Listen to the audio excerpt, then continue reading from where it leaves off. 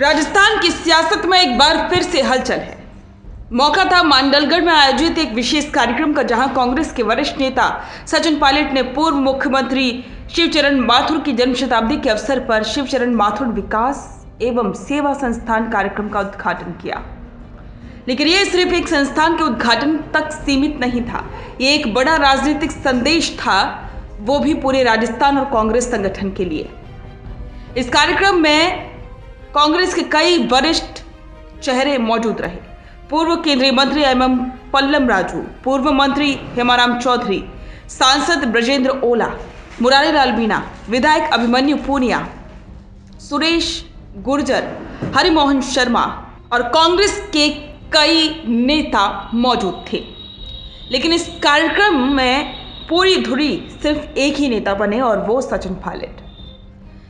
सचिन पायलट ने अपने संबोधन की शुरुआत माथुर साहब को श्रद्धांजलि देकर की। उन्होंने उन्हें एक विचारशील, शिक्षित और समाज हितकारी नेता बताया और कहा कि आज की राजनीति में सत्ता पाना आसान है, लेकिन उसे निभाने के लिए नीति और नियत दोनों होनी चाहिए। आगे बढ़ने से पहले पायलट का ये बयान आप सुनिए। को बड़ी खुशी है आज कि सब साथियों के साथ आज स्वर्गीय माथुर साहब की मूर्ति का अनावरण हुआ। इस परिसर के अंदर माथुर साहब का जो योगदान था भीलवाड़ा समेत पूरे प्रदेश के अंदर और विशेष रूप से कांग्रेस की राजनीति में, वो अस्मरणीय है। उन्होंने जो दूरगामी सोच का परिचय दिया अपने मुख्यमंत्री होते हुए और जिस निष्ठा पारदर्शिता से प्रशासन को चलाया, वो हम सबके लिए एक सबक है।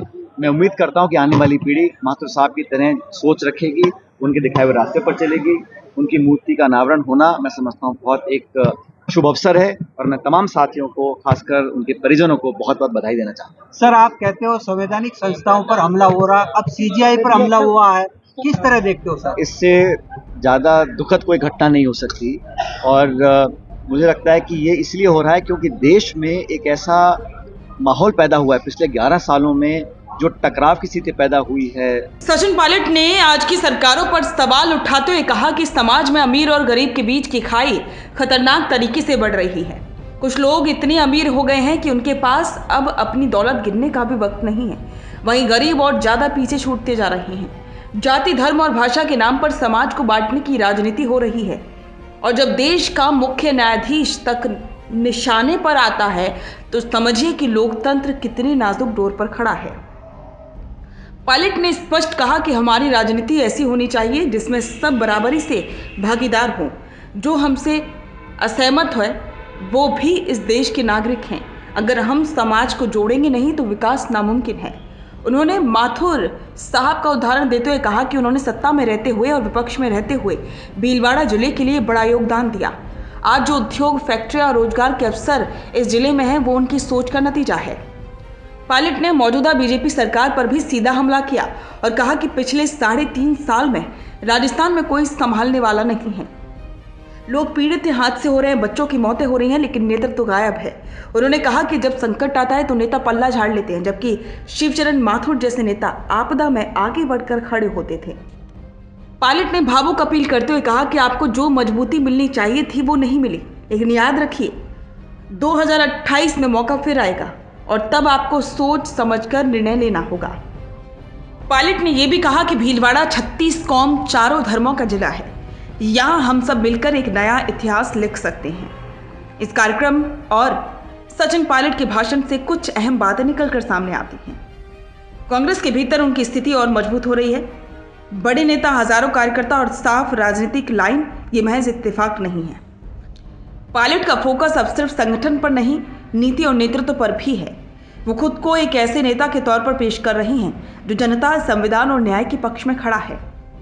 2028 का जिक्र कर उन्होंने साफ कर दिया कि वो लंबी रेस के घोड़े हैं और राजस्थान की सत्ता में उनकी नजरें टिकी हैं।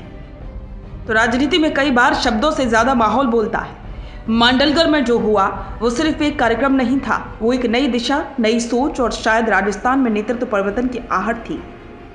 क्या सचिन पायलट अब कांग्रेस के लिए राजस्थान के मुख्य चेहरा बनने जा रहे हैं? क्या भीलवाड़ा में एक नया राजनीतिक अध्याय शुरू हो चुका है? आप क्या सोचते हैं? हमें कमेंट करके जरूर बताएं। बिजनेस अच्छा हो सकता है, लेकिन अगर नाम नहीं दिखा तो पहचान कैसे बनेगी? अब टेंशन छोड़िए, द फैक्ट इंडिया आपके बिजनेस को देगा वो पहचान जो पूरे राजस्थान में हर किसी तक पहुंचे। न्यूज चैनल पर विज्ञापन, पॉडकास्ट और प्रमोशन के जरिए आप सीधे 5 लाख सब्सक्राइबर और 10 करोड़ से ज्यादा व्यूज तक अपनी पहुंच बना सकते हैं। तो देर किस बात की, आज ही द फैक्ट इंडिया से जुड़िए और अपने बिजनेस को बनाइए हर घर का नाम।